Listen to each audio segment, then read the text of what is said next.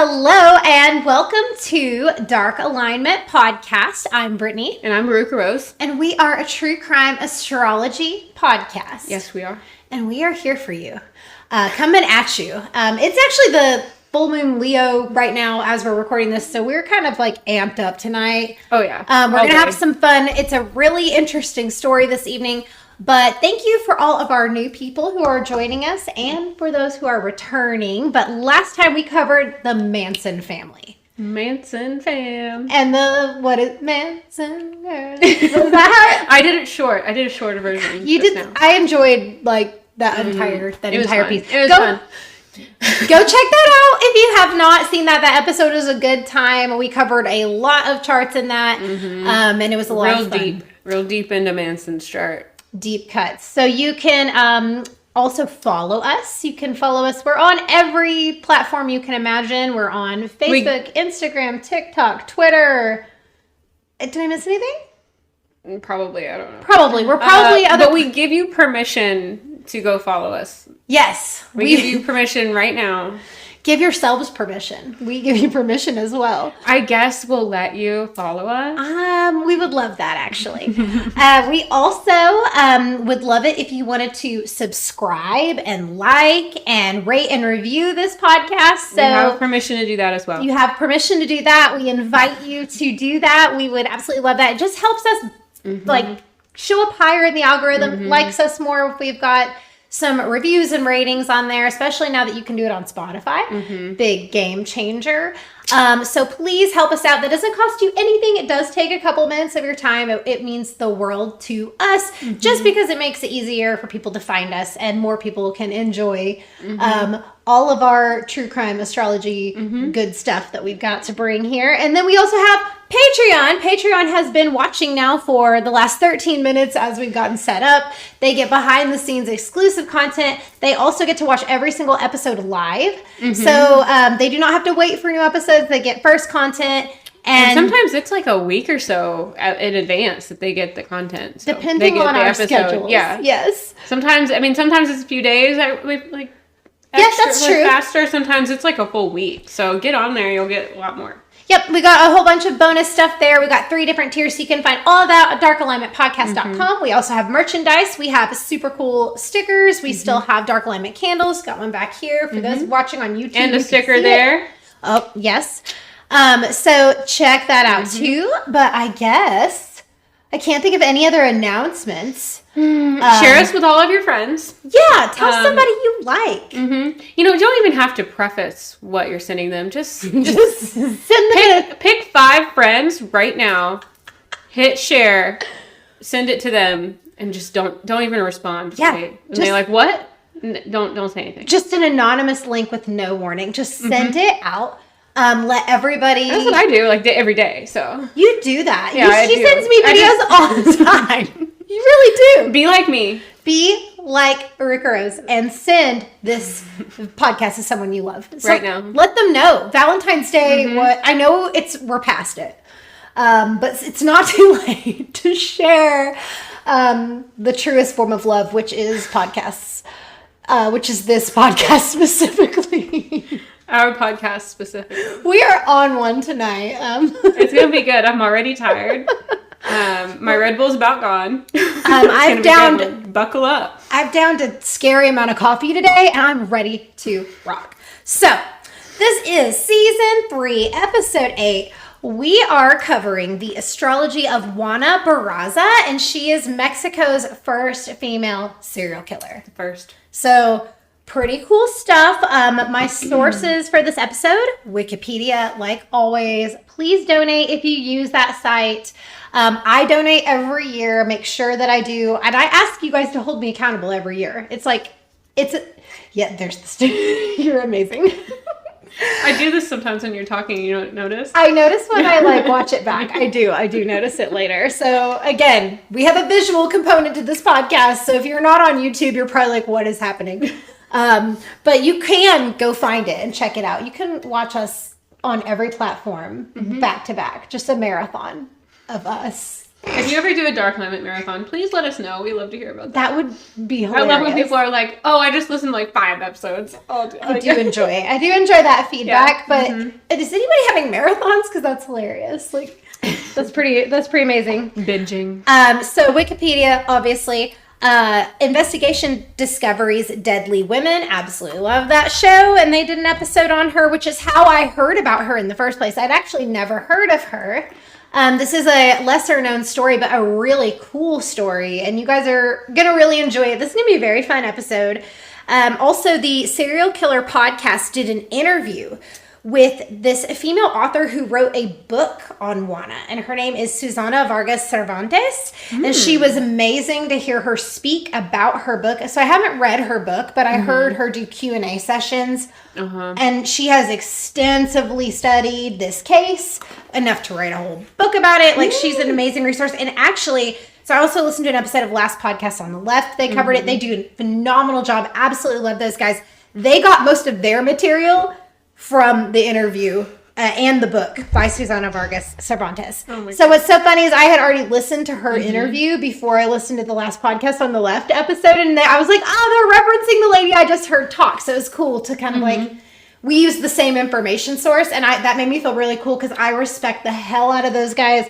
They are so well researched. They had an amazing dialogue around it too. So definitely want to give them lots of shout outs. But trigger warning, there's murder coming up, and it is sensitive because we're talking about elderly women are the victims here. So grandma murders abound is what's going to happen right now, and that can be very, I mean, anytime we're on this podcast, we are dealing with death, we are dealing with sensitive nature, but sometimes specifically elder abuse, like that can add another layer of sensitivity. So I do want to make that clear before we get started.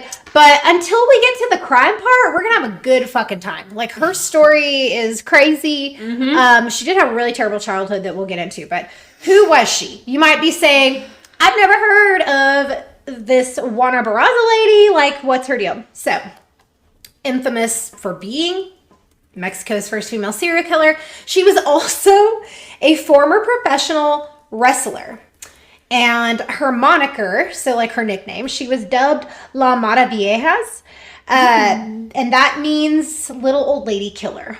Whoa. So yeah, her crimes span from, they believe, they don't have exact timeline, and we'll get into that later, from around 1998 to 2006. She was apprehended on January 25th, 2006. So, you know, not super long time ago. And she was 48 years old at the time of her arrest. So she targeted elderly women. Like I said, everything in this case is really unusual. Like the circumstances, the victimology, the offender herself, and like her background being a wrestler, being a professional wrestler. Like, it's just so many. It's a lot happening. And then her wrestling name was the Lady of Silence, or the Silent Lady. It depends on the, like, it can be, I've heard both interpretations. Okay. But yeah, those are the things that she's known as, La Maravieja and the Silent Lady, or the Lady of Silence. So, trigger warning again, her childhood is super fucked up. So I called this Nightmare Childhood. So we're going to look a little bit at some of her childhood and teenage life, like early years, and then we're going to take a little look at the chart. So we're going to kind of go back and forth. So, rough childhood. Her mother was a teenage sex worker. She had JUANA when she was 18 years old. This was already her second child. So this is like a pretty bad set. This is similar to Eileen Wuornos' story. It's shockingly similar, who was America's first female serial killer. We covered her on season 1, episode 2. So one of our earliest episodes. Wow. Way back in the day. We didn't even have a name for this podcast when we covered Eileen Wuornos, but very similar childhoods here, where you have a mother who's a teenage sex worker, very young, already like the daughter being the second child. This is pretty on brand here. So already on the chart, you're seeing this show up with with Chiron in the first house, and like showing like that's how like you entered life, you know. So like Chiron and Venus and Pholus conjunct in the first house in Aquarius, so quintile to Mars. So like that, you can see that like Venus-Mars interaction as like showing influence with like what did you say her mom was doing? Prostituting? Her mother was a teenage sex worker. Sex worker. And I don't know why I blanked on that word. And then there's a bunch of things like already that are popping up on the chart with the moon too. This is probably going to be on there too, but she never actually knew who her father was. I did hear one suspected thing that he was possibly a cop, which is also like interesting because it's like a person in a position of authority who feels like is having like a relationship with a teenage sex worker, gets her pregnant, like that also feels gross to me, of like the authority aspect of it and the youngness and knowing the I don't even know. I don't feel like it was by choice for her. A lot of women, that is a career, but I feel like this was like out of necessity more so. A lot of parent issues. She's got moon square Saturn. It gets that's mom and dad conflict. It gets a lot worse, I'm sure. So let's go. Okay, this is where it gets bad. So yeah, it's cool that we've kind of set up what you're seeing here. Because her mother, like I said, their parents were tumultuous, but like her mom was an alcoholic, was extremely physically abusive, and sometimes she beat JUANA so badly that she would be laying in a pool of blood by the time it was over. She's getting beaten really badly. That's awful. And to add abuse is already a major risk factor for maladjustment, for antisocial behavior, for so many issues later in life. Abuse is one of many risk factors that usually lead up to the events that we say take place when we cover these offenders. So, very badly abused. Another risk factor, the family was so poor, living in like extreme poverty. JUANA had to rummage through local dumpsters for rotten food just to feed herself and her siblings. So really bad, like young circumstances. This is not good. She was lacking all the basic necessities. So her life was all about trying to survive. That is from the very beginning, she is relying on nobody's going to take care of me. I have to try to survive. So that is not an area that a child can really thrive in. They don't typically, if their basic needs aren't met, they are not developing the way they're supposed to. Psychologically, emotionally, physically, there are so many issues with this. It's not something that people can't overcome in their lifetime, but it just makes it so fucking difficult from the very beginning. So it's like another strike against her. But this was kind of helpful. Her mother did get married during her young life, like grade school age, and she was said to have a good relationship with her stepfather. So that's like a little bit of like a resiliency factor. That's kind of a helpful thing. It just didn't outweigh all the other shit that we're about to talk about. It just did not counteract the other things for the rest of her young life, because she was also badly bullied by her peers. And that, again, we talk about, these are very common. We talk about this in almost every episode, like these same factors. Hers is very severe though, and she stopped attending school at a really young age. Really? Because of it. She actually is super sad, but she was completely illiterate, couldn't read or write as an adult either. So she was taken out of school very young, lived in this abuse, lived in this poverty. Her mother is this abusive alcoholic. And she also traded JUANA to people for alcohol a lot, to men. So as a small child. And then it's so bad. Her mother actually sold her, like permanently traded her for 3 beers when she was 11. That's horrible. She was sold for 3 beers as an 11-year-old child to a fucking creep. To an adult male alcoholic who basically turned her into a sex slave for the next 5 years. So it's hideous. It's absolutely terrible. It's fucking hideous. She does escape though. She was rescued by her uncle.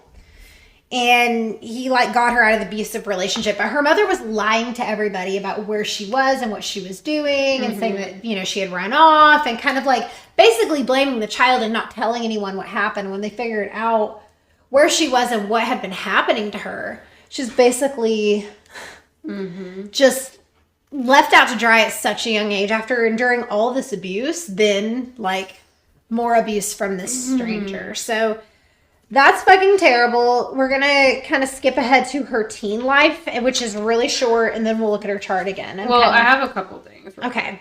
With the elementary school not being able to finish, towards the end of the third house, we do have her south node there, and that can show like an absence or something not happening. And then lots of like hard decisions. She's got Palace in the third house.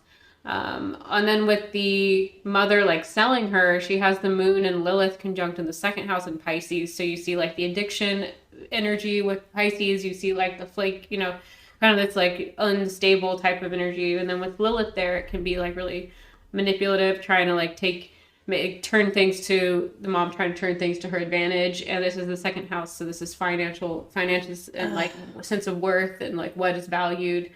And this is earlier in life too, when like in that respect of the houses as well. There's some aspects that also say the same thing, but like it's really heavy. It's really sad. So like as a teenager, she's lived this awful life so far. She's been basically rescued from that situation. And so to support herself, JUANA started working at a roadside stand. She was selling Jell-O cups, like little cups of Jell-O. She did odd jobs. She did lots of like housekeeping, house cleaning, like whatever she could do to support herself. Someone who can't read or write, like think about that, when you have a low amount of skills, like that's about all you can do. So she's doing a lot of labor, like physical type of work. But then she ends up getting married, and surprise, she married an abusive alcoholic. We see this a lot, you know what I mean? Like this is a pattern.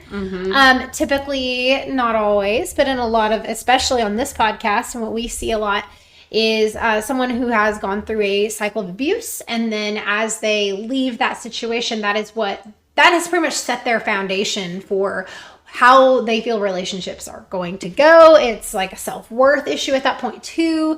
But they tend to seek out their trauma and relive it. So that's going on. But one day they ended up getting into a physical altercation, her and her husband. And JUANA severely beat him with a hammer. She beat the fuck out of him. So we have some obvious aggressive behavior going on.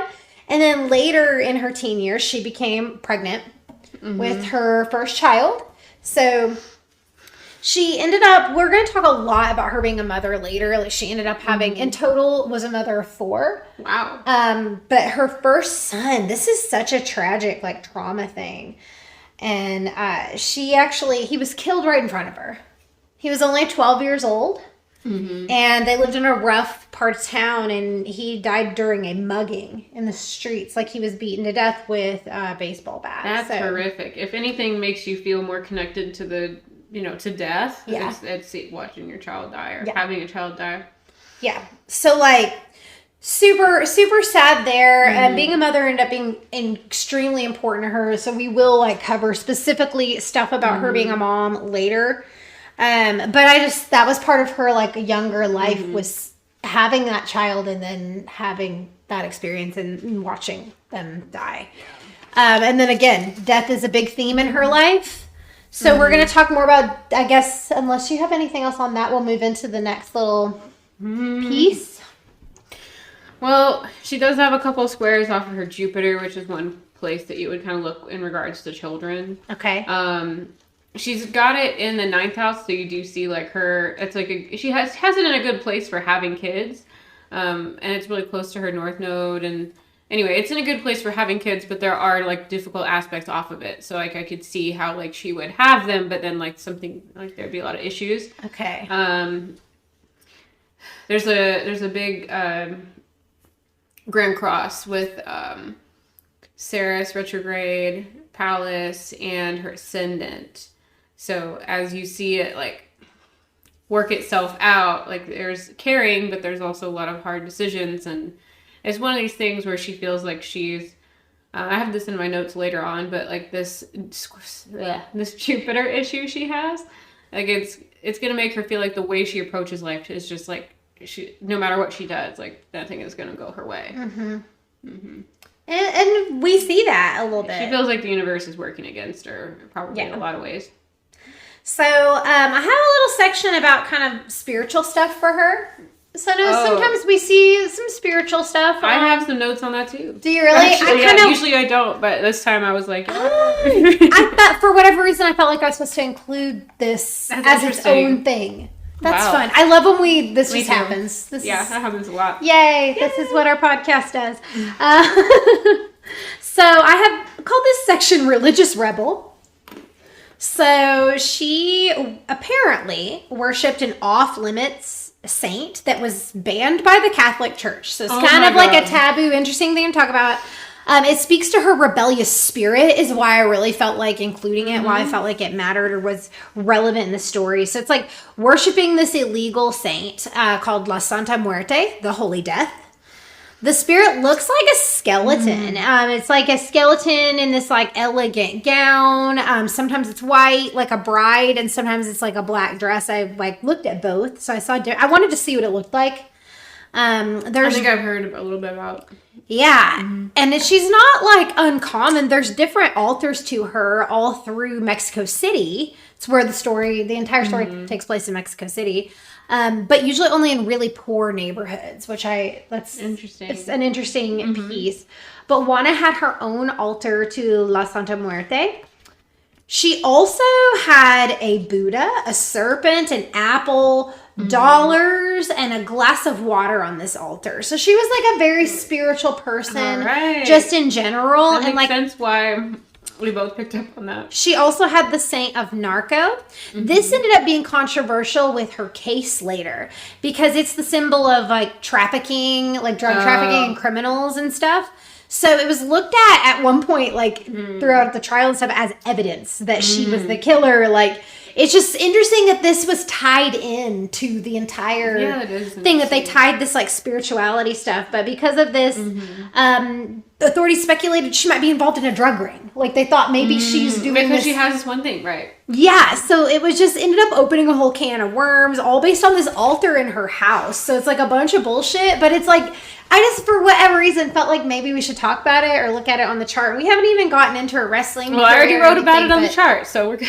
It's just neat that, like, that matched. I didn't expect that, but, like, whatever reason, I was pulled to talk about it. So she has some really spiritual placements. She has the North Node conjunct Neptune, conjunct Jupiter in the 9th house. So it's on the cusp of Libra and Scorpio. So like already you're looking into the unseen. You're looking into like the occult stuff. You're looking into all this unseen stuff. No wonder I was pulled to talk about that. Right. And so I was like, oh, this is really intense for her. Like, I have to talk about this. And she she's going to feel like she already has this conflict on her ascendant and like on a couple other little like asteroids on her chart. Like, it's gonna feel like this like nagging conflict, so she's gonna feel really compelled to like work on that, probably, especially with it being conjunct her North Node and midheaven. I think I forgot to say that. It's towards the end of her 9th house, so it's like also right next to her midheaven.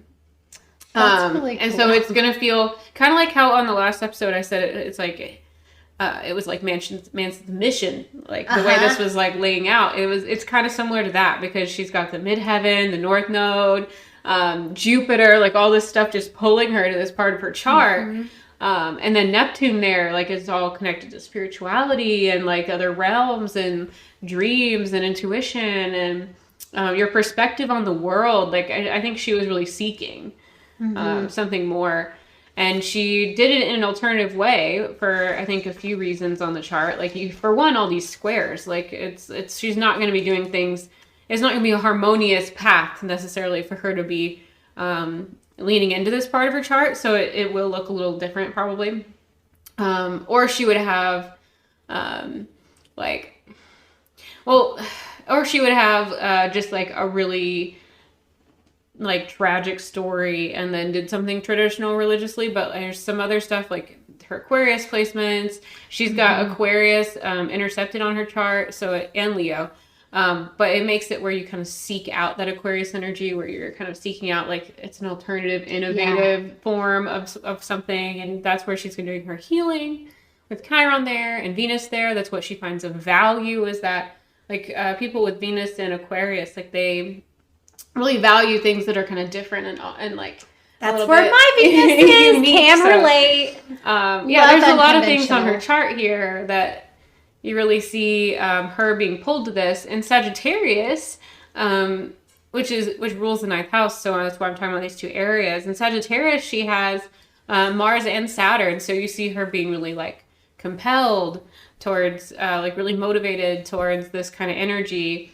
And then also Saturn, like having it become her foundation for life. So I think there's a lot there. I probably wrote something else as I actually go through my notes. I love it when you just kind of it's but great. Passion about spirituality, religion, adventure, travel, also like athleticism. She might be like strong and here we go, and physical and aggressive. Well, there's more, but she's a fucking wrestler. So like, she was a wrestler. Yeah, that's why I'm like literally she was strong and like her physique. It like was a big part of the case. Like her physical build was. I have Mars in like the same spot as her. Really? Actually. Yeah, nice. But it's not anyway, and it's different. But yeah, and it's in her 10th house. So with Mars, I wrote in my notes that with Mars in the midheaven, in Sagittarius, like a really physical career, like a physical job, like something that was aggressive and motivating and something that had a lot of physicality to it. She would be successful in, and she would be known for that. So she was also known for these crimes being. Yep, these are actually the two things that I have the most about. The heaviest is her career and her crimes. Wow. So I love that. But it reflects on the chart. I love this. A lot of her past stuff shows up. There's a lot of the spiritual side, which I usually don't get into, like we were talking about. But yeah, we'll have to get it back. She's also probably known for like sexuality and stuff, like a lot of taboo things. But yeah, I'll get into more of that later. I'm going to hear the rest. Okay. Yeah, this part is a lot of fun because this is called the Silent Lady, Lady of Silence. We're going to talk about her wrestling career. This section is just interesting. So her costume. We have to talk about her costume. I'm like kind of obsessed. It sort of looks like the pink Power Ranger, which I love. It's like a crazy like butterfly looking silver face mask with this like pink bodysuit. Look it up. Yeah, we'll post pictures of it online. So make sure you follow us on social media if you don't already, so that you can always see our pictures. We try to have a good time on our stories. Oh yeah, it's fun. We try to be fun. I gave you permission already to go. That's right. Go follow, so you should probably take advantage of that before I take it back. Oh, you better hurry. It's an LTO. It's a limited time offer. But yeah, it's a crazy looking outfit. There it is. Oh, it is. It's a pink Power Ranger, right? With a butterfly face. It's literally the pink Power Ranger, but you can also see her build in this. Mm-hmm. So she was really, really tall. She was extremely athletic looking. She was like bodybuilder. So she was not like this, like a real, like little tiny lady by any means. So in Mexico, this type of fighting is called lucha libre. And her character is what is known as a Eruca. And this is how we would like, in America, we have like wrestling. You have a villain. You always have a villain. You always have a bad guy. The Eruca is the bad guy. Okay. So she would say that she was Eruca to the core. So she was like, that was her. And the reason she wanted to be the Silent Lady or Lady of Silence is because she identifies as an introvert. Which I see that for her. She does feel very introverted, but this is like she's physically aggressive. Like she has a physical outlet. But the style of wrestling, the Eruca style, didn't really follow the rules. So they did some unorthodox types of fighting, like kind of like what we would say like hit and blow the belt a little bit, like kind of less. It was more wild. It was more like wild aggression. So she liked that type of fighting, not a whole lot of rules. And her official wrestling name, I'm going to say it in Spanish, so La Dama del Silencio. So La Dama, Lady of Silence. I do like the name. Yeah, I know. It's pretty good. The name. It's pretty good. It doesn't really go with her costume, though. Her costume is like kind of a pink butterfly. That's the confusing part, but I like the name. It doesn't match the costume. I'll take it. I feel like Lady of Silence, it would be like a light blue, like an icy. I don't know why I feel iciness. She should have hired me as her costume designer. I know I was fresh out of high school. Doesn't matter. I could have really helped. I was only fresh out of. That was only at the time she was like arrested. I was probably in middle school during the time of her like height of her wrestling career. I still feel like I would have had the best ideas. Anyway. You would have been good. I would have been great. Mm-hmm. She missed out on my hot skills. So, at the time, there was a lot of other violent crime going on in Mexico City. So, when like the killings were going on that were attributed to JUANA, there was a lot happening. And most of the victims were women. And that is kind of universal. Usually with these crimes, I feel like that's why more females are interested in true crimes. We are more likely to be victims, so we're more tuned in. We're more interested in hearing these stories, are more drawn to it, I think, for that reason. But it is suspected that there were at least 2 other serial killers actively committing murders at this time. But Mexico really didn't approach the serial killer concept like the way we do in America and the way we always have in America and some other countries. They didn't set up task forces usually. They didn't really like link crimes together. They weren't really approaching solving cases that way. They just weren't really looking at it like that. That being said, last podcast on the left goes into amazing detail about this, but there's a strong chance that JUANA only committed a small number of the crimes she was accused of. So, she also lived in one of the poorest areas of Mexico City, so it's very rough. A lot of crime where she specifically was, but she did have her own house. Like, she was like providing for herself and for her kids. Like, she, lived a pretty tough life. She started wrestling at a young age. She had a passion for it. She always loved lucha libre. Like she like thought it was cool and like wanted to do it. She started pretty young. I think she was around 18. I found like discrepancies on this of like what age she started doing it. But as you can imagine, engaging in a sport like this meant she had a super muscular build. She, like we talked about, we looked at pictures. She's very strong.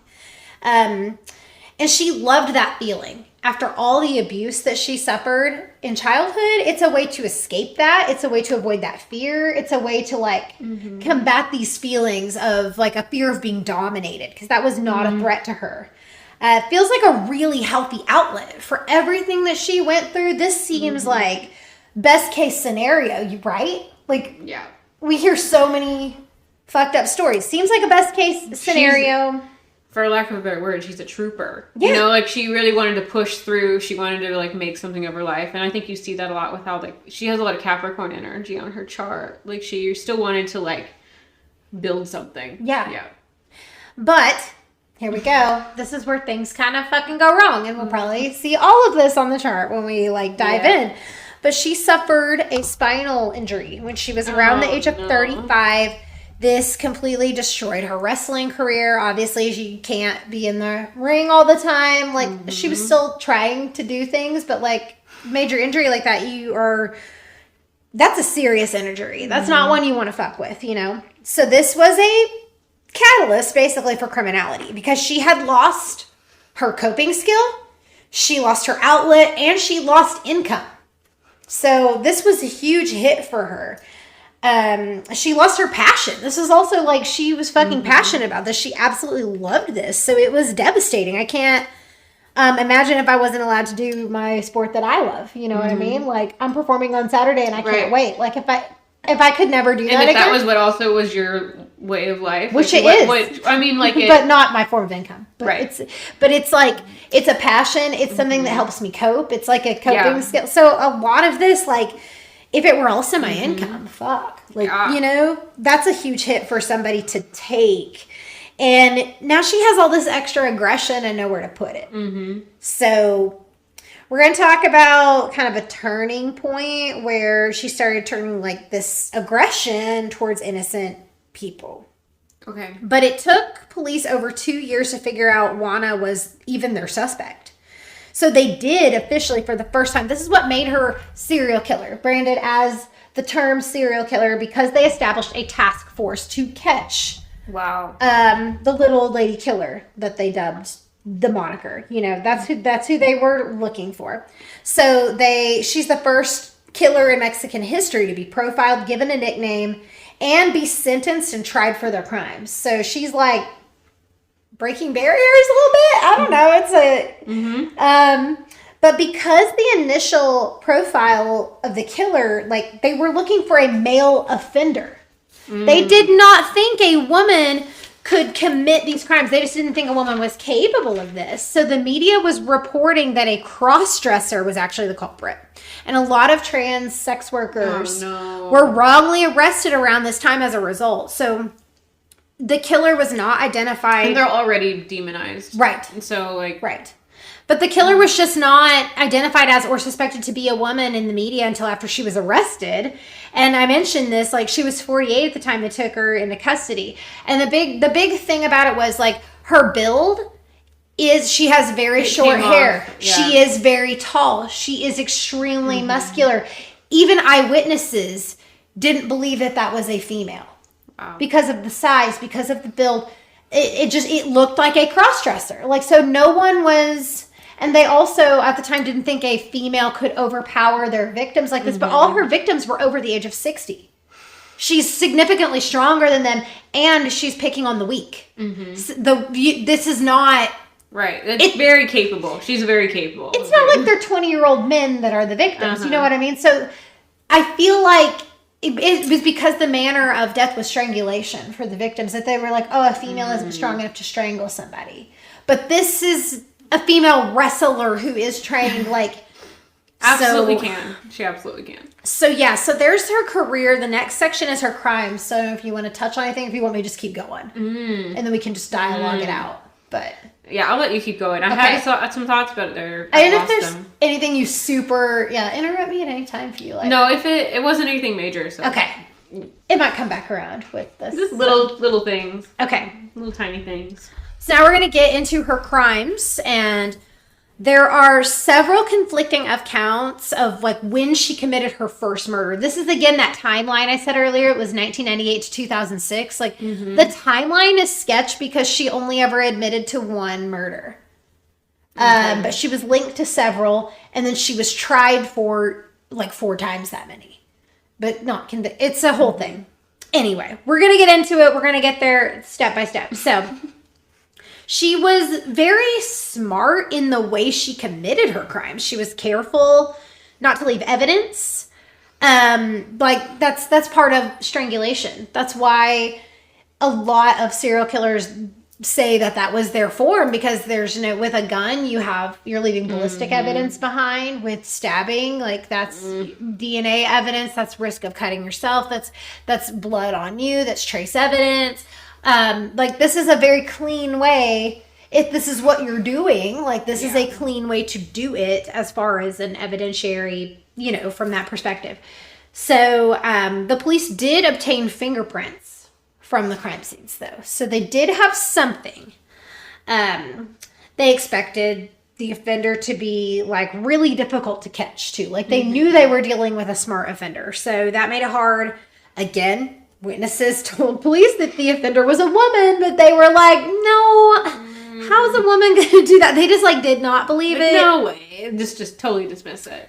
Yes. And then, like, they did have her fingerprint sample. So even though they were arresting the trans community at this time, like, they were mistakenly, fingerprints at least. Yes, and releasing them. So luckily they weren't able to just put this on somebody, an innocent person who was just trying to get by. Like, it just, ugh. So that was good, but fuck, still. How she was caught. She was actually caught red-handed, fleeing a home after she strangled an 82-year-old woman with a stethoscope. This was the crime she confessed to, the only one she confessed to. Wow. And all of these crimes were committed during the daytime, which was another thing. It's very strange. It's very strange. So, total number here, she was sentenced for 16 of these cases, but she was suspected of 49 murders. So, that's quite a big difference. Her wrestling background really helped sensationalize the story, of course, and her being a female. So when you consider the victimology, we can see JUANA is asserting power and control and dominance over her victims, who are essentially helpless, much weaker than her. She knows she can dominate them. The risk level is really low for her. Yeah. The risk of her ever being overpowered, which she was her entire childhood, like she has no risk of that going in here. So she's feeling very strong, very empowered, very confident going in to these situations. She isn't attacking, like I said, males who would resemble her abuser. She's targeting women who symbolize her mother. So the person who made all of this abuse possible when she traded JUANA for alcohol. So like I said, method of killing was strangulation. So she is literally watching the life leave the body of her victims. Like that's like looking somebody in the face. Like that is so personal. That is so close. And it takes several minutes. It's not quick. It's not easy, even for an older person. Like anybody who is losing oxygen is going to fight. It's an instinct. You're not just going, it's not a calm, but she knew she could overpower them. Right. Like this wasn't anything new to her. But like as far as being dominant, being in the wrestling ring, being the villain, like this is very routine almost. Not the killing aspect, but just the aggression. So it's like she's killing her mother over and over and over and over. Yeah. Every time. And we've seen that kind of pattern before. Yep. Yeah. Who comes to mind first? Ed Kemper. So she also she didn't just use her hands for strangulation. She also used items around the home, like the ties on a robe. Okay. Pantyhose, and then, of course, the stethoscope, like we just said, phone cords, anything like that, whatever she could find, strangle and suffocate her victims. And police also suspected that JUANA used wrestling tactics to subdue her victims. So this hasn't been proven. This is just speculation from authorities.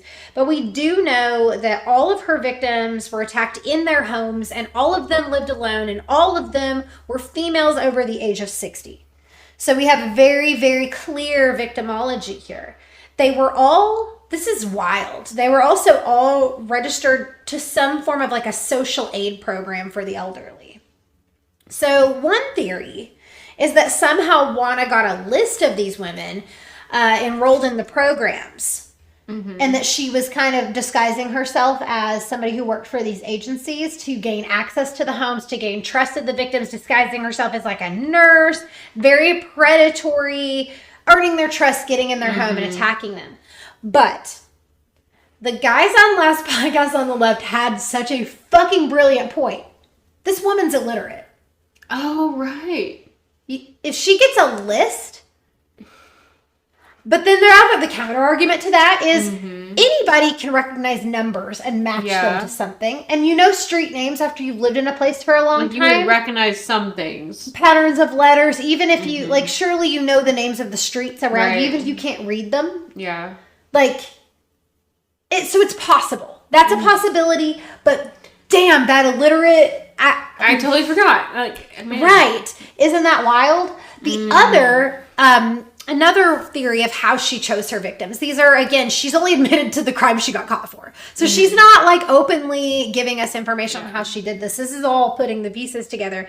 But another one was that she was kind of stalking victims a little bit. Like seeing old women, kind of getting to know what's going on. Sometimes like she would go to a door and like ask them for water once she knew they were an elderly person who lived alone. Like seeking out those vulnerable people. Either way, it's predatory. Yeah. But it's just one of them is more calculated, like going down a list. Right. Than the other. And it makes sense because she would have a reason to be there and a reason to be trusted. But if she was comfortable just asking for a glass of water too. Yeah. It feels like she just did whatever she was going to do. Yeah. Like she's lived her whole life having to kind of like survival. Do whatever she had to do. Like really just like buy the seat of your pants, like, which I actually put in my notes. Like you're not really necessarily leaning on like, oh, I need something to be routine. Like you're able to just keep going, do whatever you got to do. You Whatever can you want to handle do. if something falls apart. Like you're Not looking for a fine. pattern necessarily. I think Yeah. she just kind of did whatever she was going to do. Survival was something she was really good at and had to learn to be good at. She learned there's no food on the table. Cool, I'll go find some in this dumpster. Even as a small child, like knowing I need to survive at any cost. I don't care if I have to get out of the dumpster. I don't care if I have to kill old women and rob them. Like, this is where we're going with this. So Making it work. yeah, so she was actually, as she's doing this, not only is she getting her aggressive fix, she is also getting her financial fix by robbing them, taking little things. She also took trophies. She took little things like ornaments and like religious stuff, which again ties into the kind of religious shit we touched on a minute ago. But these crimes were absolutely committed out of rage. I saw a lot of crime scene photos. I've seen what these victims, the state they were in. This was brutal. Like, it broke my heart. It's really sad to see, especially like elderly women. Like, my grandmother's my favorite person in the entire fucking universe.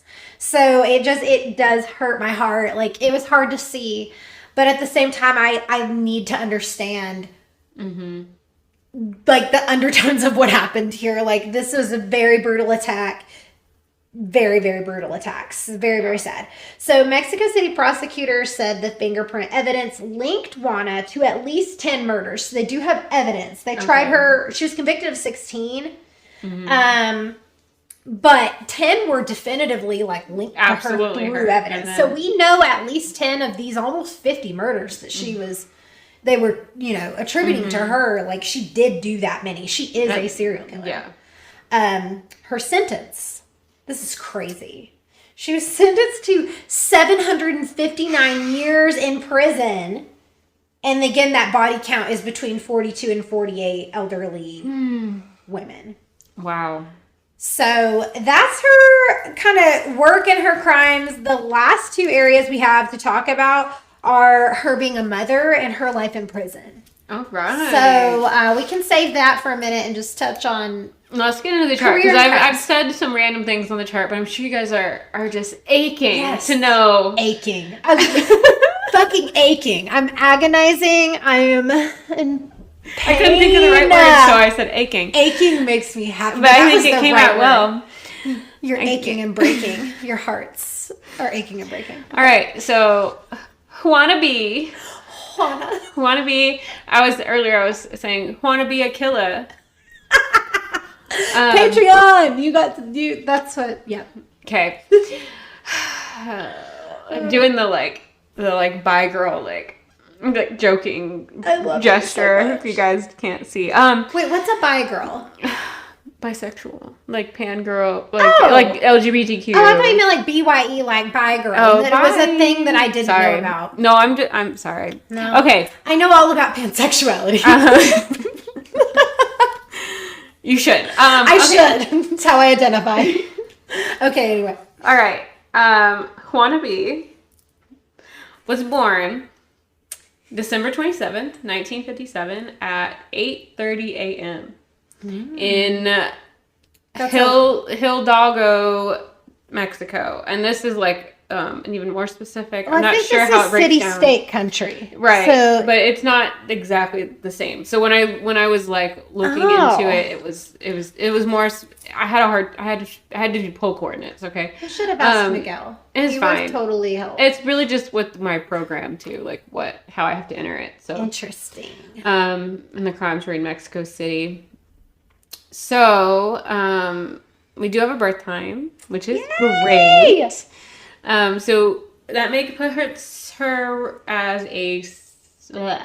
puts her as a Capricorn, with a Capricorn rising and a Pisces moon. Oh, wow. So that's a lot of conflict already there. Like when you see like that much Capricorn energy, which has a hard time with a lot of emotions because it's more of a rigid type of energy, mixed with this ever-flowing, boundless Pisces stuff. Like it's going to be a lot to process, and I think already, like, you can see that in how her life and how she approached life. Like, part of her was obviously very upset and then very in her feelings. But then another part of her was like very structured, like, hey, we're making this work. We're making stuff work. We're going to keep going. We're going to keep persevering. She does not come off as emotional. It's very introspective. It's very internalized. And I think that's the silent part. Oh my God, yeah. Yeah, so I think it's all just so internalized, and introvert makes a lot of sense for these type of placements. We don't really see too much extroversion. The only thing I would see is that Mars placement. And we do see that come through in like her career and her being known for show person. She's a show pony, showmanship on the stage. Like she lights up in the ring. And interesting. Exactly. Yeah. Like you see that come through in her physicality, and even with like the murders, like that's how she gets, what she gets known for. And that's the thing that like stands out the most. She does have some placements in Leo, but they are intercepted in the 7th house, and so that's already kind of like your shadow side, and they're intercepted, and they're all retrograde. So it's like she's kind of got it there, but like you said, it's not. It only comes out in like certain ways. Like it's not like she's always coming off with this Leo energy. It's kind of more subdued. It feels situational. One of those placements is Uranus, and so it's kind of, it's like you don't know what's gonna. It's a little unpredictable, a little bit chaotic, a little bit internalized chaos. Okay. And it'll show up more in like her relationships with her reflection of herself being the shadow. So you see it more in like partnerships and relationships. And you do see a lot of chaos in that, and it's directly opposite her Venus and Chiron and Pholus conjunct in the 1st house in Aquarius, which is also intercepted. So it's a lot of this like relationship value issues and trauma and healing, and it's a lot of stress. So let's get into the breakdown a little bit. Her Capricorn Ascendant, it's right at the end of the Capricorn. It's actually the same place as Charles Manson's midheaven placement, how we were talking about how it's kind of it's in Capricorn, but it's got a lot of this Aquarius influence because the placements in the house are in Aquarius. And you know what? And Aquarius, it holds the entire sign of Aquarius on her chart. You probably have this in your notes, but the similarity between the two of them, where he's the first Cole and she's the first female series. Yep. It's midheaven shit. That's something I was thinking about. So with her midheaven, I'll get to it in a minute.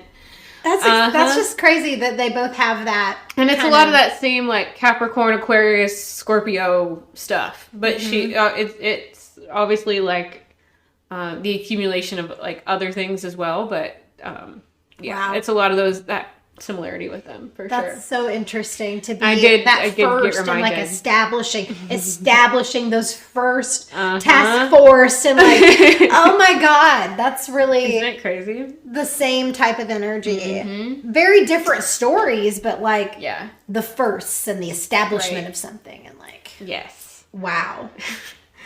So, and, Capricorn Ascendant really can do that as well.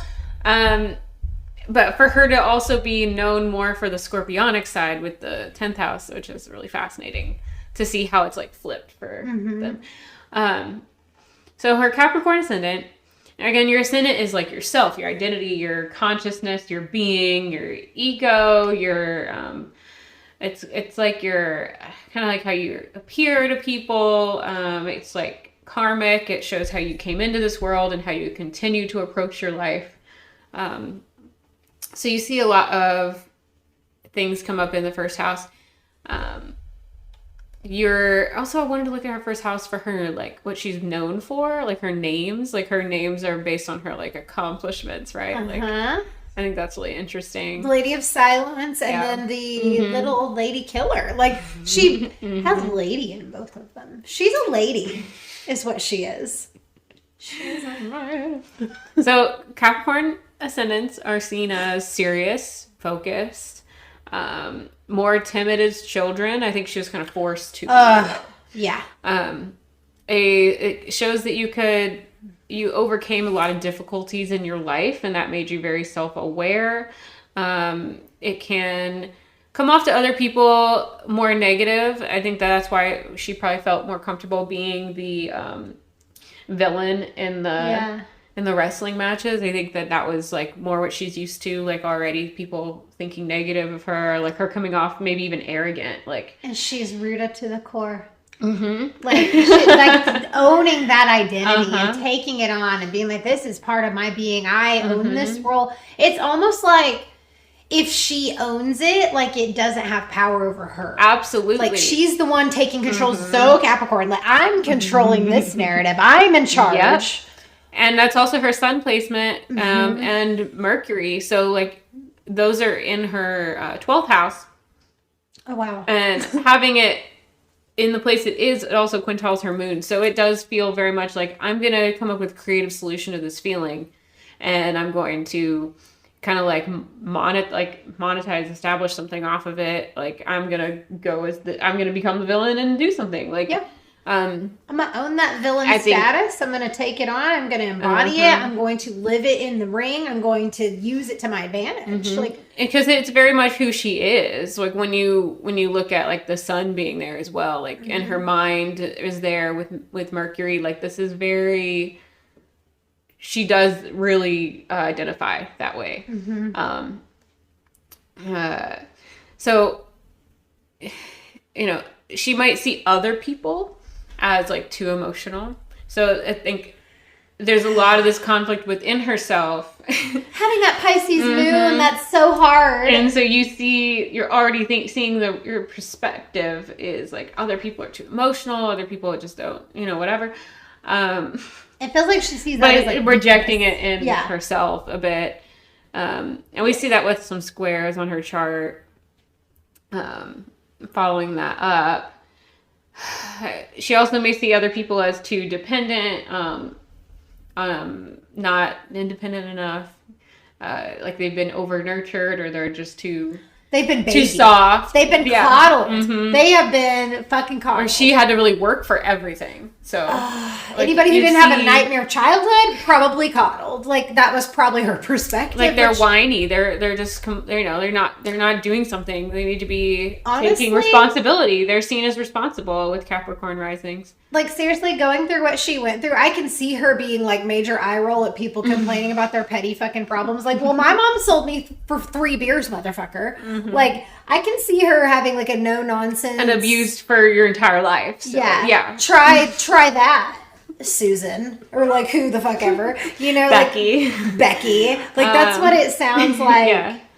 To me, absolutely, she was probably really irritated hearing other people complain about what she, in comparison to her, absolutely most things would be petty in comparison because her childhood was horrific. But it's like minimizing other people's feelings because she's, and in turn her own as well. Yeah, so absolutely. I mean, she definitely suffered from that same mindset herself.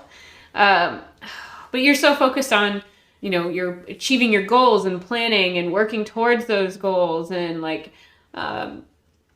it's kind of an all work, no play type of attitude. Like, especially as like people get older, quietly ambitious. You're wanting to climb the ladder of success one rung at a time. Like you're really, I know. I had that quietly. That's one of my old notes. That's not even from writing about this. I copied and pasted that off of my old notes from a similar placement. And it's so funny. And it just fit, quietly. Silently, if you will. You may have, there's this idea of willpower behind this type of placement. Absolutely. Very strong. And with the way where her Mars is, also a lot of firepower behind her. Like she's got a lot of energy, a lot of willpower, a lot of energy. Your soul purpose with this type of rising is a lot about responsibility and creating structure for yourself or for something you want to create, getting established in the world, like really well established, becoming known, becoming all of that. Something, but not known for just nothing, known for something you worked for. You see that with everything she's done.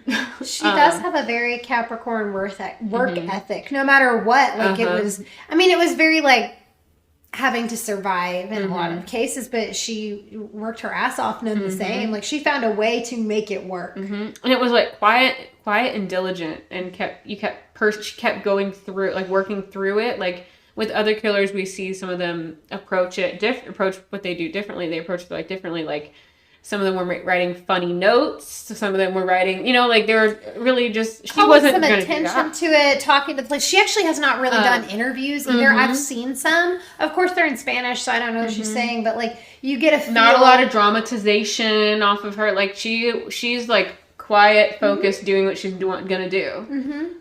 So you see a lot with that Capricorn approach to life. Yes. So there are squares from this placement, from her ascendant to Jupiter and Pallas. I mentioned that a little bit earlier.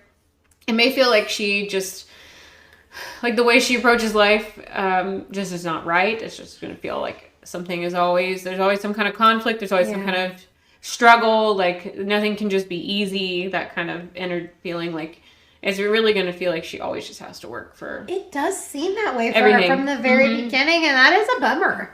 Struggle for opportunities, conflict with the universe as a whole, and I kind of see why whenever you feel like downtrodden like that, you do also want to connect with like deities that understand that experience. That's why she likes those darker energies and like you don't want to like be asking for help from the guy that like had it easy, like the god that had it easy never had to work for anything. Like you want to right. And she also has a lot of that Scorpio energy in her, so I think the darker themes also and death, like the occult things. and having a child die, you're already going to feel like different about death. So everyone grieves differently, so it's hard for me to say anything like too specific on that. But I think a lot of these themes tie together to her really being attracted to the darker stuff and relating to it easier. Yeah, she's seen and experienced looking for that deep healing, looking for that deep, darker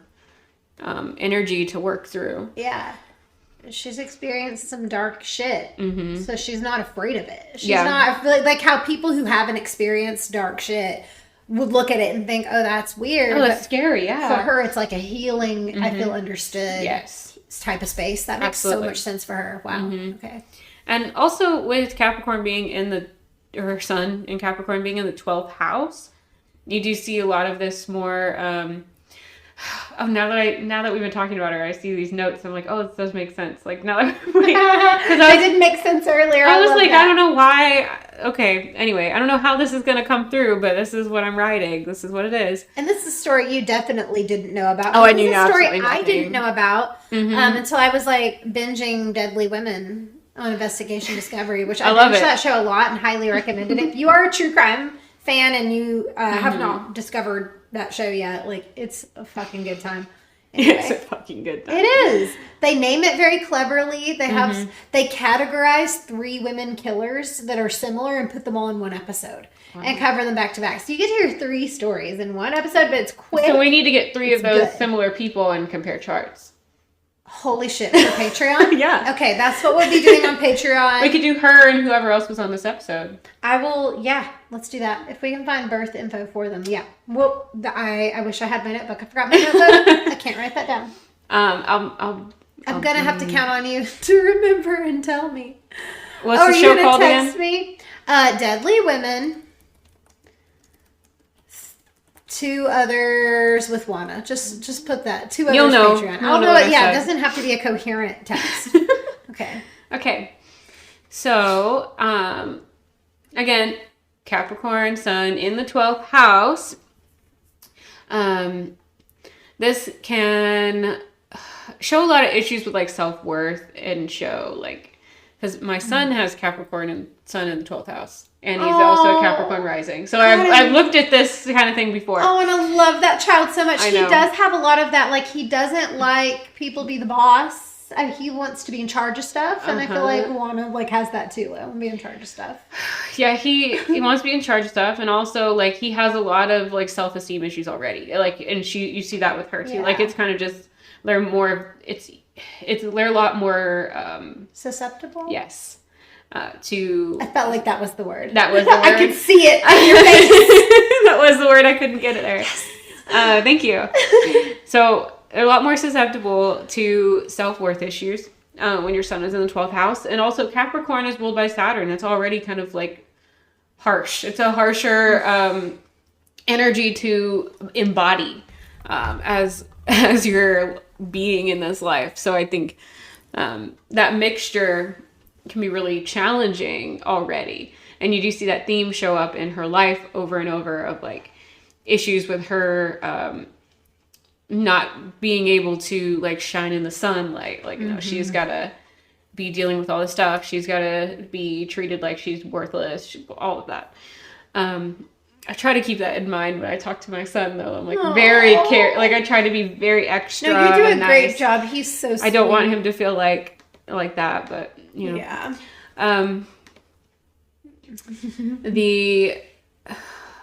Let's see. The other part with 12th house major placements, prison. Being isolated in general, and I think we do see that more with her again being the Lady of Silence, where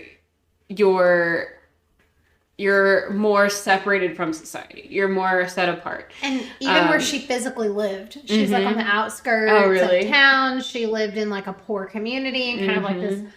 She was always kind of this isolated, even being a villain. Kind of isolates you socially. There's so many themes of isolation, being removed from your family as a young child and cast away. You're isolated. You're a prisoner.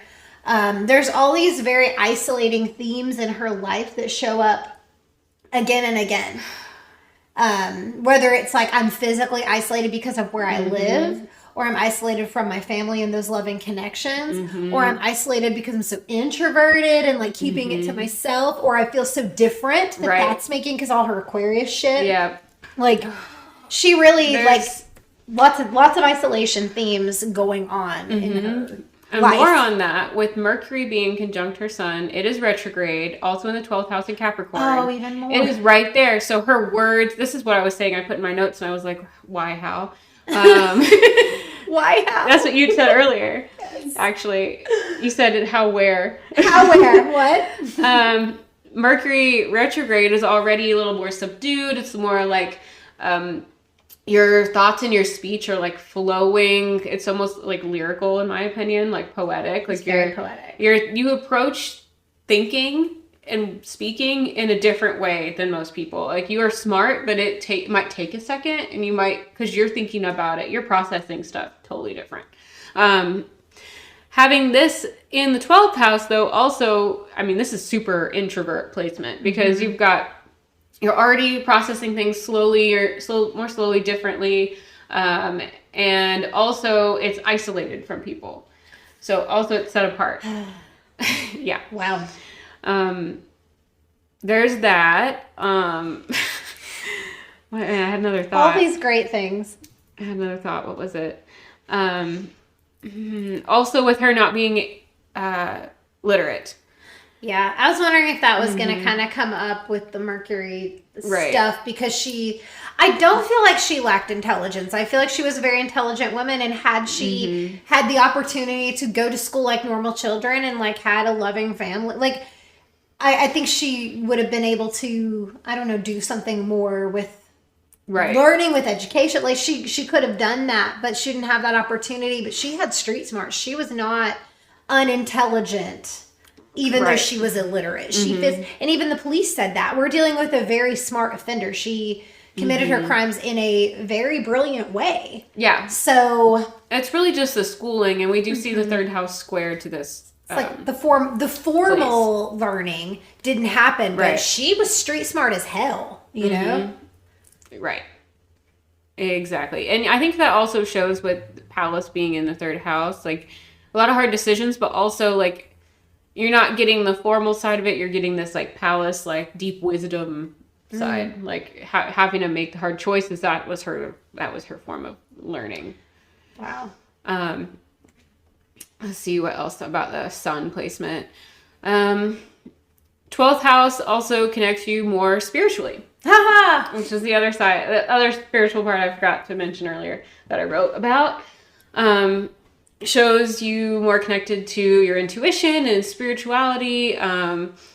Also, again, you're isolated. It also shows a lot of her identity and sense of self being like more subconscious, like more in the subconscious. And you can kind of see that with like people with early childhood trauma anyways, where they're not as like connected with their sense of self. Like in their, like you also see like DID and different like other like identity issues with that early trauma. Yeah, there's a sense of detachment that has to happen as a form of self-preservation. Our psyche will try to protect itself.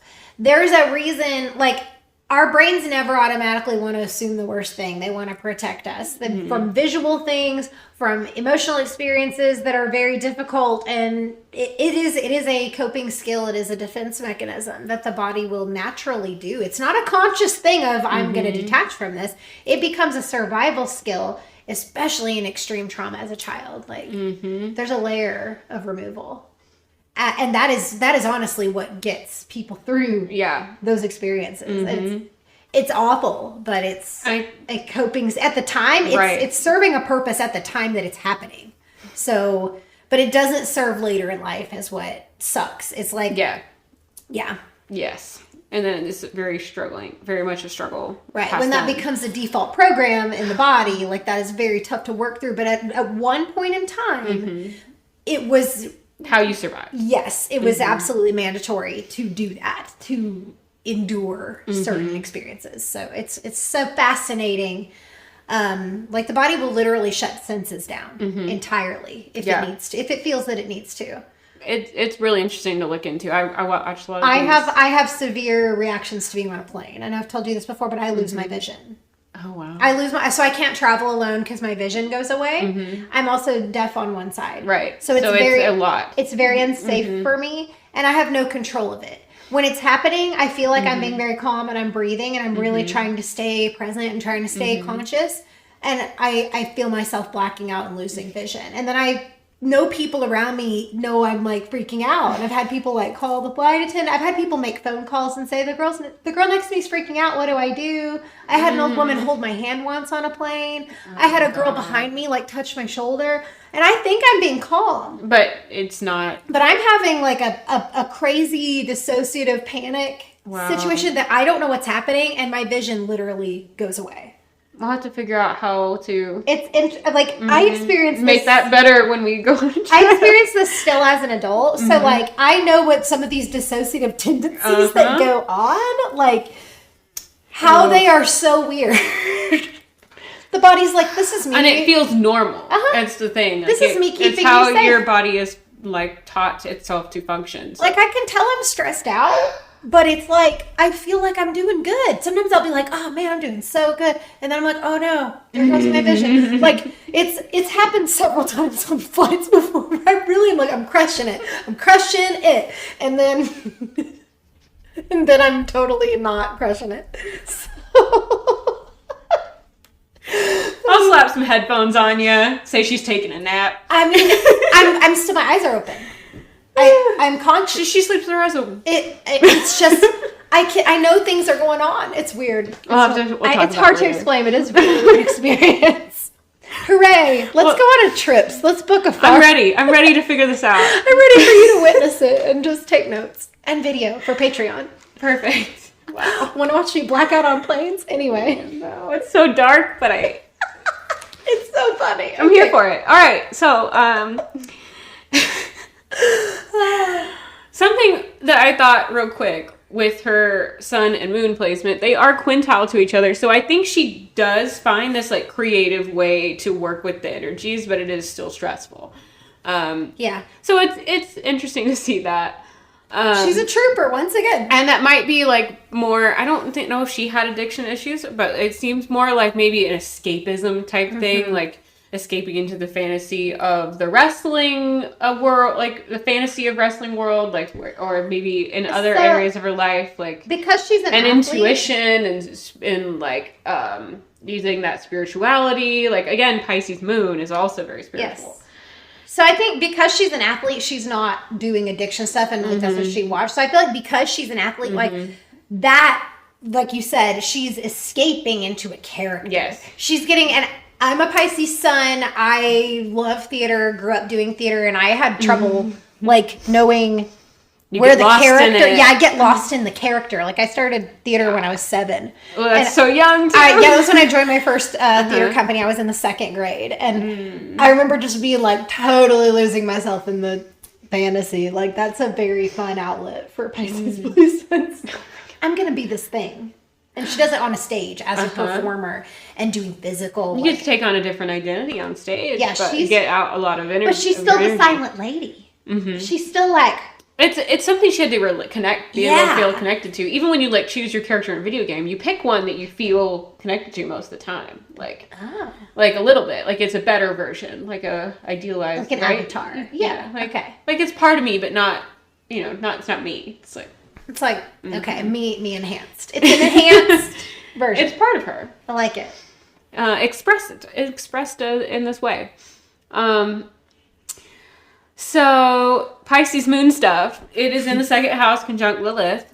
So again, with the escapism and the spirituality and all this stuff, it's a lot of this like looking for empowerment. Like how can I empower myself? How can I manipulate things into my favor? That's what Lilith likes to do. And also, especially with like self-worth and finances in the 2nd house, like what do we find of value? What do we have? All of those things, like really looking for empowerment in those areas of life. It is a difficult combination. But I think it does help her in a way on her chart, but obviously not in a healthy way towards the end of it with the killings. It's like it's good until that injury. And then that set the whole system on a spiral. That was again... it took away a major coping mechanism, something that gave her the ability to keep her life straight. Like even earlier on when she was doing physical labor. Yeah, she would just, again, something happens, something gets in my way, I'll find a creative solution. Like she was good at finding a solution, but her solution was... Her physicality was taken away. Her 10th house placement was taken away. Yeah. And then what's left? Like how to... It's gonna keep using... That Mars placement doesn't go away too. Like she also needs that physicality to come through in another way. And that's, I think, you're right. Like how it ended up coming out. Yep. Especially with like, you're in a darker place and then you have all these past traumas you still have to struggle with. Like, it shows on both ways in the chart. Her Pisces moon does have a semi-square to Pholus, which will always want to take her emotions farther and farther. So it's going to keep wanting to, like, you're going to be striving to do more with how you're feeling. It's going to feel like part of her doesn't want to do that. Oh, that Capricorn energy doesn't want to do that. And then it's really just this weird little cycle on between Capricorn and Pisces where like it's so tumultuous. And one emotion she does say she like feels openly, and I feel like it's the one she's the most okay with is anger. Oh yeah, because she's okay with being public about that. Her Mars is in 10th house. Right. So it's interesting that like it's almost like all other emotions are like weakness, but anger is strong. It's like that's the one that she's like, this is what I'm gonna lean into. And that's what's given her the best outcomes in life is using her Mars placement. Using that aggression. Yeah, it has helped her in a lot of ways. And the early life was a positive thing. Yeah. Like being strong and being aggressive and being tough and man. Oh, yeah. It's a lot. Going up a little bit to her first house in Aquarius, there is Chiron. Again, her cusp isn't at the end of Capricorn, but her placements are in Aquarius. Chiron conjunct Venus, conjunct Pholus in Aquarius, first house. First house, again, ego self. Aquarius energy is very... very interesting with Chiron there. Like Chiron in Aquarius shows that you had issues with like lack of acceptance. Like you were an outsider. You were too different. You were an outcast, basically. Or weird, you know, but it can kind of turn you into this like maverick archetype. We have to like kind of overcome that and be different and all of that. It can show you being a champion or like helpful for those who have alternative views and lives, being like what's the other word I'm looking for? An activist in a way. Like it can be an activist for other people who have been outcasts, like underprivileged, underserved, underrepresented groups, like that kind of thing. It can show health issues with the knees, ankles, nerves, spinal cord. Yeah. Wow. Yeah. Okay. I wonder when that injury happened, what was going on in her chart. You know. So she was 35, and she's currently, I believe, 64. So it'd be kind of like midway through, like, well, because she's still alive, so it's hard to. Yeah, it's hard to know. But we do have years. We do have. I mean, I could go back and look, but it would take me some time. We still have some more things to cover. I still have plenty more to do. Yep. So the best thing you can do with this kind of placement, if you have it too, is to accept that you're different and help others to also accept that they're different. And like, you know, find your frequency, live your own unique life, and empower yourself in that. And find healing in that. It's hard to do. It can be harder than just saying that, though, obviously. She also has Venus here, which makes this very heart-centered trauma. Like, this is very intense, emotional stuff. And it's going to affect her, like, sense of worth as well. Venus shows what you care about, what you find of worth. It shows, like, love and all of that. So this trauma being right on her Venus placement is very, very hard. And it's in the first house, so it's like open her shit all the time. Yeah, like, there's no ignoring anything in your first house ever. Yeah. And you're going to almost wear that on your face. Yeah. Like it's going to be, you know, and when you see the pictures of her, she does have like that tough. She does. She really does. Tough expression, that tough vibe on her face. I don't know. Very tough exterior, tough outer shell. Like you can feel it. There's a wall. Like there's a wall up. Absolutely. Yeah. And you see that on her chart. Absolutely. Wow. But Venus being here can give her an objective view about relationships. Like she's really got to kind of look at them from like a bigger perspective after a while. It can be a little bit more idealistic. But the way that I don't think she ever got that idealistic relationship. No, I don't know much about her relationship. She was a single mother. Like she wasn't in.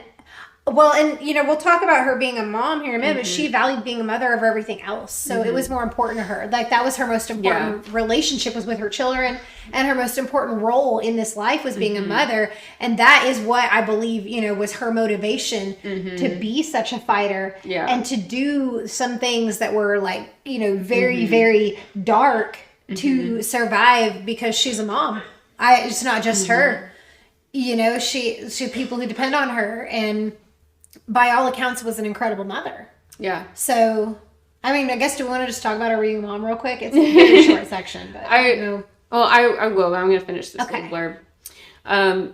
Also with Venus being there, it can show you having like alternative types of relationships, and I think we do see that with her. Like they're not like traditional relationships, especially with Chiron being on there. Like the way that hers sits on her chart, like definitely shows like strained, like stressed, different types of relationships. And I think with the way her trauma plays out, like how she is very, very much so just kind of like she recircled through her own trauma. Like it would take a lot of healing to move for that type of placement to like come out of that cycle in a higher frequency in a higher way. That makes sense. And she probably feels like it's just not coming for, like, it's just not going to happen for her. Like her ideal relationship, like, she's going to feel like an outsider in terms of love and worthiness. And all of this is, again, made extra with Pholus there. So, keep that in mind. There are trines to Juno retrograde in Gemini, and so there was something there with like a strong something with a marriage or a commitment, and I think that did come through in the story. I wasn't sure what that was about, but it seems like that her being married so young and like dealing with all of that stress. It is opposite Uranus in Leo in the 7th house, showing that chaos, like I mentioned earlier, and unpredictability, and it being a unique situation, like a different type of situation. As far as her being a mother, I did mention her Jupiter placement, her having like children, and then I like to look at Ceres in Cancer, and she's got Ceres in Cancer, and it's retrograde. Wow. Okay. So she does have a very maternal placement there, but there's still stress on it, like I was saying earlier. And it's retrograde, so it's going to be kind of like a mulling, different, more difficult type of, a different approach to that energy as well. It's going to take longer in life for her to experience that type of comfort and foundation and love, and I think it probably was till she had her kids. Like it didn't happen right away. She also, this is her 6th house. She's got 6th house cusp and 7th house cusp in Cancer, so we see like this being a lot of her day-to-day life is her being nurturing. We see this with her 7th house where like it really looks a lot like, with this being her first placement in the 7th house, the Ceres retrograde, like that was the main thing of her being in a relationship, was her being a mom. And everything in Cancer is kind of reflected back against Capricorn, since they're opposite on the chart, and she has a lot in Capricorn. I think you see a lot of that like back and forth with her. It also feels like a masculine feminine pole. Yeah. Where like she struggled between being this like strong, assertive person, and then she's got to be mom and dad, kind of. Actually, it's so funny you said that. in interviews, she prided herself on being a mom and dad to her children. She claimed that. So I got chills when you said that. Mom and dad. She said that about herself. That's where I was going with that opposition. She absolutely identified herself that way. Wow. Yeah. Very interesting. Wow. So yeah, like the being a mom thing, most important thing to her in the world, especially growing up the way she did with the parents. I mean, having an absent dad, having a mom that is her mom must have been just an awful mess. It makes me wonder what her mom's childhood was like, because awful. But like I said, she had 4 kids. One of them died right in front of her after that mugging, but she fully raised her other 3 children. There were 2 boys and 1 girl. They grew up to be well-functioning adults. So while she was in prison, her daughter actually finished university, and JUANA was really proud of this. Like, she's really proud of her kids still. She says that being a mother always comes first, still does, and she is a very proud grandmother. She gets visits from her children and grandchildren. Like, she's still family big deal. So like even in prison.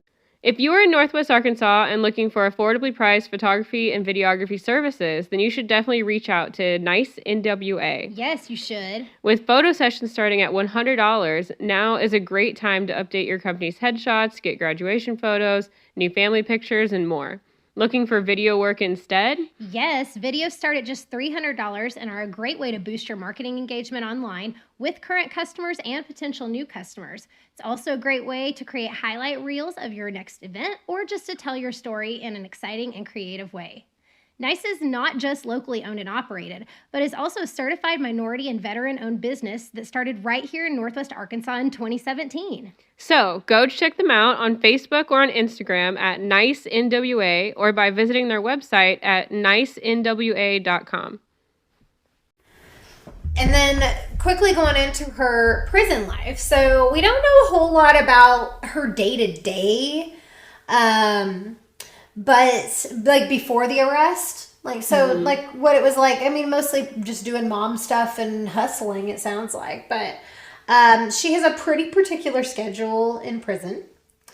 It's ironic as fuck, but she is the designated person who goes on walks with the elderly female inmates. Like, that's part of their exercise routine, and because she's the most athletic for her age, like, she's the one who's like designated to be their like walking partner, but these were her victims, like the women she's allowed and like so assigned to be with. That's so weird. I feel like that's really so weird, bad fucking choice. But I don't know, maybe she's dealing with healing through that. Also, all these themes with elders and like Capricorn energy for sure. God. The elders, the the older ones of the family, like time, all of this is Saturn stuff. It's a very matriarch type episode. Like there's a lot of, it's crazy. But she is the one who is solely responsible for this activity in prison. So she's overseeing all the little old ladies go on walks, and I don't feel good about it. She also, other prison activities that she enjoys, she gets to cook. She likes doing that. She's known to make a mean quesadilla, and everybody is loving that, apparently. Like, they're really excited. I would be if I were in prison and, like, I got to have quesadillas. I'd be like, fuck yeah. We did a video about quesadillas on our Instagram and our TikTok, so, we might want a quesadilla. We like quesadillas. We support them on this podcast. Have one later. We encourage you. We invite you to do so. But unlike a lot of other serial killers, she does not want fame. She does not want attention. She didn't want attention while she was committing these crimes like you talked about. She doesn't want any now. She doesn't like to do interviews. She doesn't like to talk about her life or her prison life. And much of that is because of fear. So because she is one of the first and only female serial killers in her country, she fears for the safety of her children and grandchildren, which again, that's the most important thing in the fucking world to her. Yeah. She will do anything for these people. She will do anything to protect her family. Like that is, here she is making those types of choices to protect her family. So it's still a priority, no matter what. And the stigma of her crimes already follow her children and grandchildren.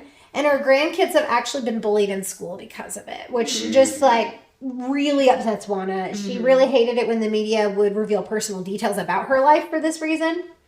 So Susanna, the woman who wrote the book that I talked about earlier about her, she describes JUANA as being like extremely tall in prison because she got to interview her. She's one of the only people who got to interview JUANA, but she was very healthy looking with great skin, that she had dyed hair, she was well kept. She was wearing electric blue eyeliner with a perfect set of teeth. And Susanna said that JUANA was very smiley while in prison, like during this interview, but very soft-spoken. So we have Mercury, the retrograde going on. So super soft-spoken. She smiled with her mouth and with her eyes, according to Susanna. I think Pisces Moon can also be more comfortable, soft-spoken, like more often. Oh, yeah. Yeah. But she was very expressive. Like, she was very expressive in her interviews. In pictures, she does look harsh and intense, like we talked about. You can tell there's a wall up and there's, like, this tough exterior. But she's very different in real life. She feels soft in person, according to Susanna. And that JUANA was very charismatic in her interviews. It's just kind of, like, confusing when you compare that to like how they portrayed her in the media, like what she was like in real life, what she is like to talk to just on average. I think the world got to see that aggressive side of her in the ring. They got to see that aggressive side of her with her crimes. But like there's this cancer. They were seeing the Mars stuff. They're not seeing, the Cancer Capricorn stuff. The back They're not seeing the moon stuff while she's wrestling on stage. They're seeing, Right. So that's like it that I've got. So let's just chart the rest of this bitch. We're gonna chart this bitch all over the moon. Oh man.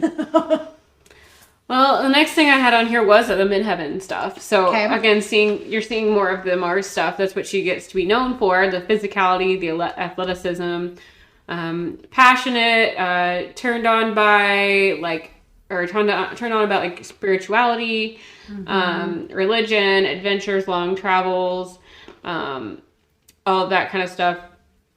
A lot of energy, a lot of motivation towards career and goals.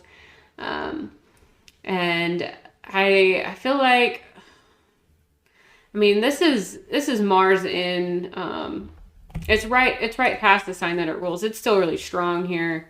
And Sagittarius, all that fire, like it, it's a really energetic place to have. You have a lot of energy. to run through every day with that type of placement. And how much motivation for your career. I just, She was all about her career. yeah.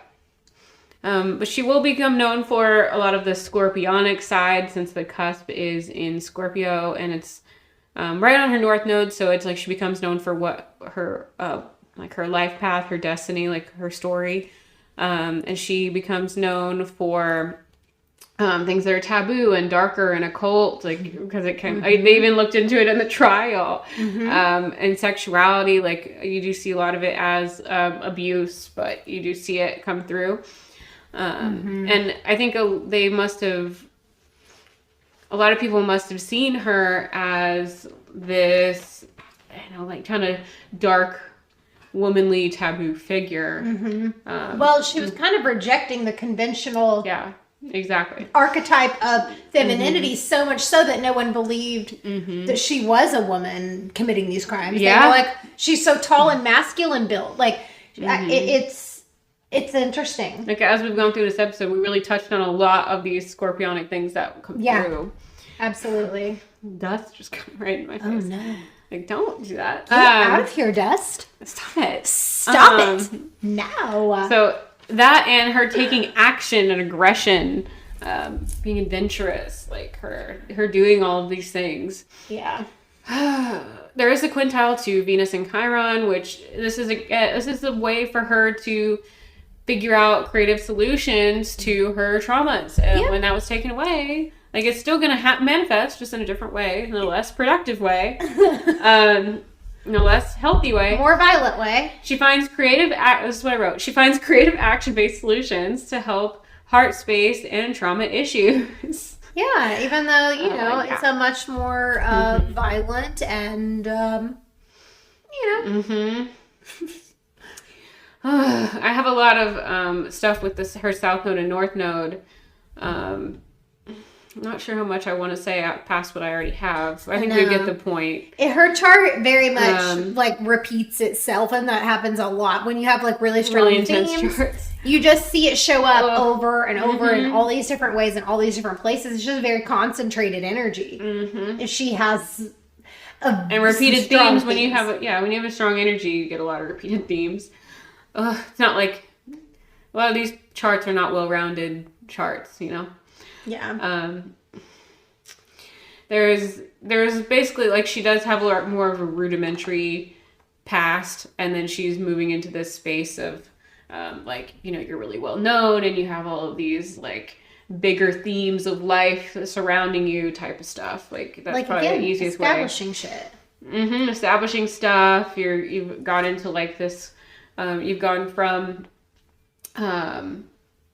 this, like, where was I? You've gone from like this Taurus side where the South Node is, where you're like the basics of life, and then you're going to Scorpio. Like, this is like, oh my gosh, life and death and all these intensities and different like taboo things, and like. Well, here's where we see that happen is like her entire young life, she's trying to find those basics. They're lacking entirely. She's going without them. She's looking in dumpsters for basics. And then once that's established, then she's able to focus on all these other things she can do. Like, once she's got her feet underneath her, she has a home that's stable. She's got that, like, bare basics, bare bones covered. So now let's go explore these other energies. Like, that's so... I mean, I wrote a whole lot on that stuff, but I think we get where we're going with this. Yeah. And let's see... was that part of that? Yeah. She has Saturn and Sagittarius, which shows like that her structure in life is partly like spiritual with Sagittarius energy. If it's not spiritual, it would be like you going far into something else in like a religious way. Like maybe you're religious about reading, you're religious about like your studies, you're religious about like you would have something that you went really into. You like did it religiously, like it became got it. And it became that for you. And like travel is also associated with this, so like her not being in the same place. But I don't see a lot of travel in her. I know we keep saying that with Sagittarius, but I think I don't know if that was really with kids and everything, something that she was doing. But I don't know. It seems like she's traveling mentally.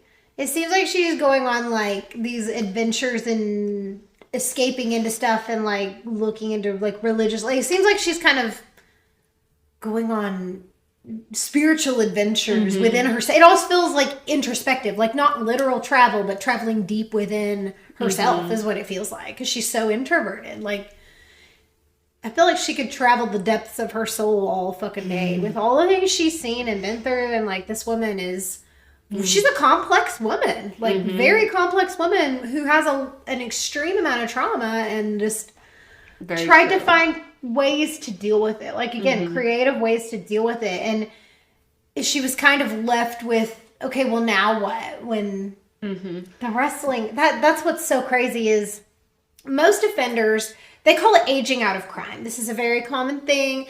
The ages that you're going to see people offending, especially a violent crime, it's going to be in their younger days. It's going to be especially most commonly males, naturally a little bit more aggressive, between about the ages of 18 to about 25, 28, like kind of the late teens, early 20s is where you see, because their bodies are more it's when they feel capable. And also their brains aren't fully formed. The brain doesn't fully form until kind of the early 20s, like early adulthood. So you've got like this lack of impulse control when you have like your prefrontal cortex still developing and solidifying, like that's controlling your impulses. So it's hard to really do that to its full effect until you get a little bit older. That's why not only does your physicality decline with age, but like you have more impulse control. It's a two-way thing that's going on inside of the brain and in the body. So most criminals and violent offenders age out of those crimes. So that's why you don't commonly see somebody who's 35, 45, robbing liquor stores, like doing like violent criminal activity or just getting started on their serial killer career. It's less often you see that. For her to start, basically all of her 40s were spent doing these crimes where she really wasn't like a criminal before. She did get in trouble for some shoplifting and minor stuff, but that was like survival shit. But she wasn't like committing violent crimes. But she still had the physicality at that age. Correct. So, and we see the emotional aspect with the trauma stuff. So it's very interesting and very unique. Everything about her is so complex and unique. And it's like she resorted to that because it was the option she was left with is what it feels like. Like, and obviously there were a million other options. Like obviously she could do something else, but that's what seemed like the option for her. That was her kind of where she felt like was her best way to use this energy for herself. That's what she was like, this feels like the right thing. Yeah. Take care of your mental health. It's very important. Yeah, absolutely. Because she could have had just like, imagine if she hadn't gotten hurt, if she would have just kept performing and been able to, or if she was able to like, I don't know, get to a really great therapist and work some of this, you know, like both. I don't know. Both. Continue your like outlet and mental health like support. Yeah. That would have been so good. Find some other Mars activity to do. I do, regardless of the horrible crimes she obviously did commit, because there's evidence that she was caught red-handed for at least one of these crimes. So she is a violent person. She did do bad things. We aren't saying like she's innocent by any means. But I do hope she's getting some mental health treatment in prison to deal with just like that trauma of her young life. Like, I hope like anyone who is incarcerated, like all you could do is try to at least it can only help the society. So it's helping, Well, apparently she's able to walk little ladies around now, so maybe that is only through a lot of hopefully close psychiatric monitoring for where she's at with it, so she doesn't snap or something and like I don't even know. Well, wrapping up my notes here, she does have Saturn and Sagittarius, like I was saying. And this can create this feeling, like the structure of her life is her going, like living off of luck, like living by the seat of her pants, like just like, everything is still growing and expanding, and like her life is still getting like like moving forward and progressing, but she's like leaning on the universe to provide everything for her. So she relies a lot on this luck and leans on the universe to provide for her. Not that she's not working for what she's getting, but also that like she's banking on things working out one way or another, that she's going to keep working at it and something is going to come for her. Yeah. And she's made it this far. Like she does rely on kind of just the world around her to kind of be there for her to work to get what she needs out of it. Like it's this weird mixture of like lucky Sagittarius, like doing whatever with like work ethic. Like Capricorn work ethic. Yeah, it's an interesting combination, but like the actual structure of her life is always kind of changing, and like she has to just rely on like the basics of reality. Though. Yeah, she's still going on the path, and like I'm doing this. I'm building it. I'm going. How many times in her life has it been like a lot of luck? Yeah. Like for her to make it through something. Like she worked, but also I think luck made it happen. She's got Pallas in Aries, which I wanted to talk about for a minute. I think I might have talked a little bit about it earlier, but her decision making is it's pretty fast. It's going to be fast, and that can either come up as like short-sighted. Like her wisdom is short-sighted, or it can show up as just like super blunt, super direct, intuitive decision making and wisdom. So I think it's kind of a mix of both. Like it can lean, depending on what's happening with Pallas at the time.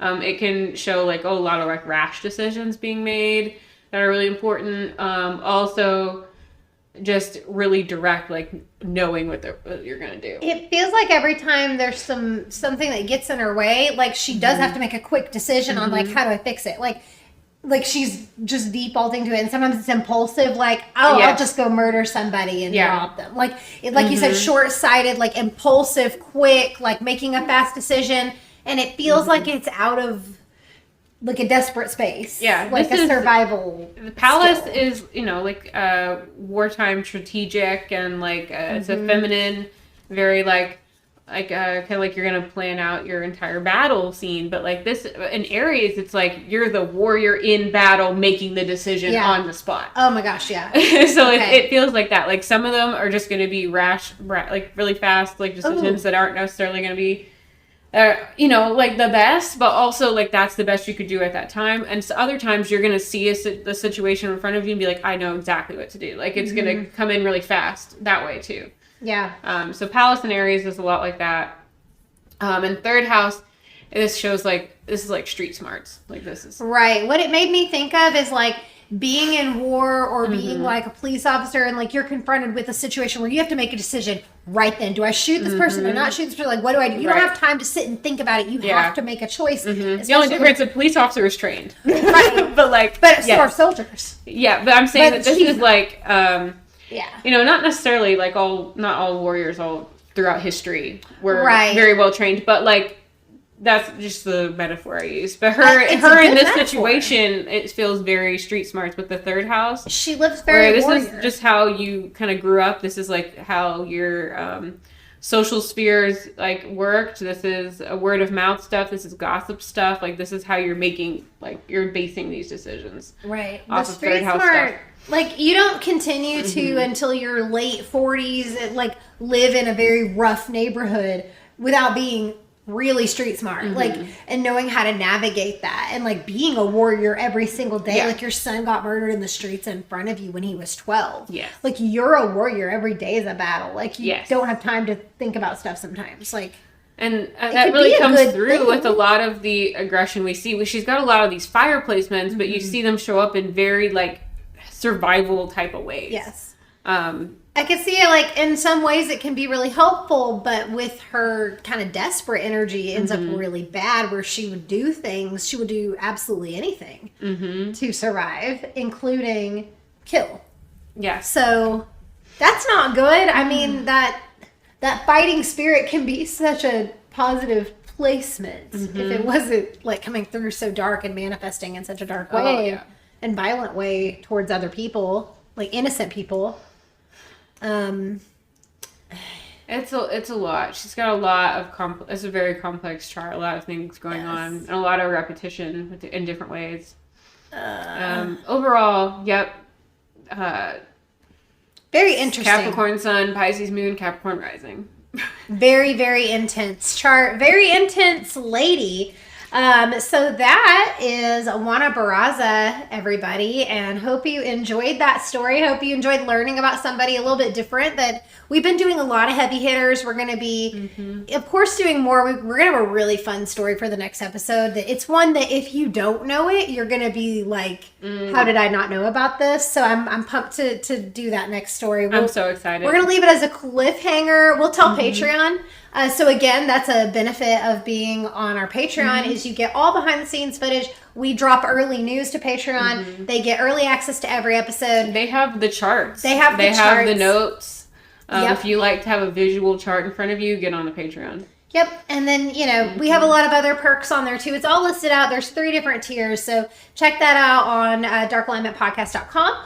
Also, for free, you can support us by liking, subscribing, rate, review. Reviews are so important right now, like always, but especially like just helps boost the algorithm. It's so hard to find a podcast. That's how podcasts grow. That's really how people find us. That's how we can share the show. Again, if you did not share the show earlier with 5 friends. 5 friends. Did we say 5? 5 friends. If all of you that will see this share it with 5 friends, it'll change our lives. It's going to change and yours. Our lives and yours. It's ridiculous. Screenshot it to me if you did it. Oh my God, tell us. Tell us that you did it. I will shout you. I will do it. I will do something. If you send this podcast to 5 friends, tell us and we will shout you out. Oh my gosh, that is a good incentive. I like it. I would want to be shouted out. That's an easy way to get name dropped on this podcast. Oh, do we have any Capricorn patrons right now? Oh God, I haven't looked. I'm thinking no. Okay, probably I'm thinking no. Well, then we need some. So we would shout them out for being a Capricorn like our killer, which we don't have a lot of Capricorn killers, especially serial killers. So this is an interesting energy to come through. That's kind of unusual. But also, you can follow us on social media. You can interact with us. We're on every platform. We're on Facebook. We're on Twitter. We're on Instagram. We're on TikTok. Personally, you can follow both of us. We love to engage with you guys and interact. If you have any requests for an episode, suggestions for an episode, something you want to hear, if there's a case you really want to cover, we have a running list of cases. We'll never run out with the way our very ugly world never ever works. There's more people than we could even possibly cover. Yes, absolutely, and more every day. But thank you guys so much for being here and going on this ride with us. We had a good time. We hope you did too. And don't forget, most importantly, to chart all the bitches in your life. And we'll see you next time. Bye.